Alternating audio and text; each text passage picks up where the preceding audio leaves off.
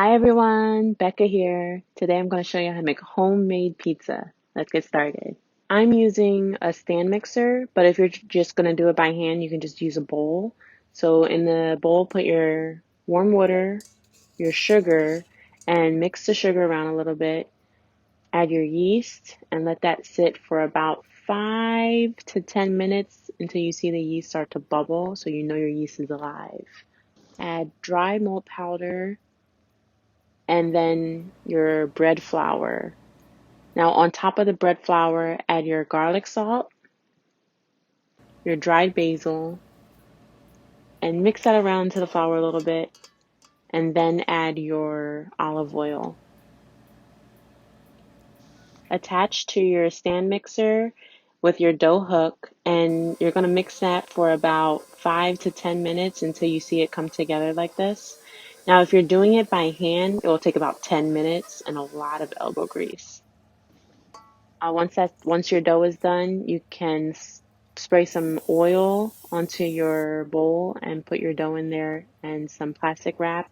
Put it into a warm place. I'm putting it into my oven that's turned off and let it rise for about an hour until it's doubled in size. As it's rising, we're going to prepare the ingredients. I'm using half a red bell pepper, and you're going to cut that up into slices and then put some salt on the slices to bring out the flavor and take out the excess water. You're also going to need 3 mushrooms. Now cut them into slices, and just like the bell pepper, you're going to put some salt on it to bring out the flavor and excess water.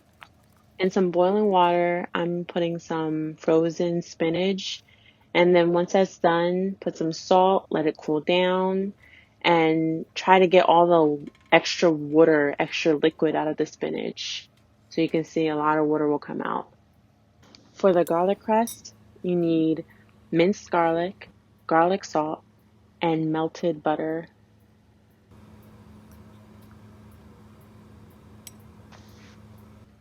For a simple pizza sauce, we're going to just use tomato paste, water, garlic salt, parsley, oregano, and dried basil. We're also going to put some red pepper flakes. Mix it all together until you get a nice looking sauce.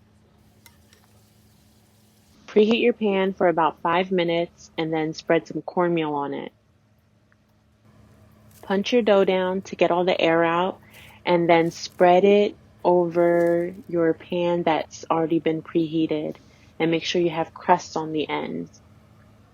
Spread a little more than half of your garlic butter around the edges of the pizza, and evenly spread your sauce over the pizza. Now add some fresh basil, your mozzarella cheese, your choice of meat. I'm using bacon. You can use sausage or pepperoni. Then your veggies from earlier, the mushrooms, bell pepper, and spinach. Put your pizza into the oven at 425 Fahrenheit for 15 minutes. Spread the remaining garlic butter on the crust after the pizza comes out of the oven.